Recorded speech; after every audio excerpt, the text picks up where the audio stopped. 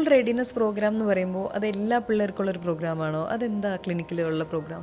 Okay, അത് actually രണ്ട് ഒരു ബേസിസ് ഉണ്ട് ആക്ച്വലി.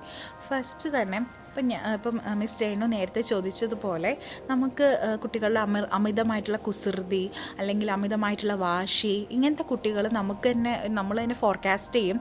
ഈ കുട്ടികളൊക്കെ സ്കൂളിൽ ചെല്ലുമ്പോൾ നല്ല ബുദ്ധിമുട്ടായിരിക്കും ടീച്ചേഴ്സിനെ ഹാൻഡിൽ ചെയ്യാൻ. പേരൻസിന് ഫ്രീക്വൻറ്റ് കംപ്ലയിൻറ്റ്സ് കിട്ടാനേ സമയം ഉണ്ടാവുള്ളൂ. അതെ, ആ ഒരു സമയം ഉണ്ടാവുള്ളൂ. പിന്നെ അത് ബുദ്ധിമുട്ടായിരിക്കും അവർക്ക് ഹാൻഡിൽ ചെയ്യാൻ.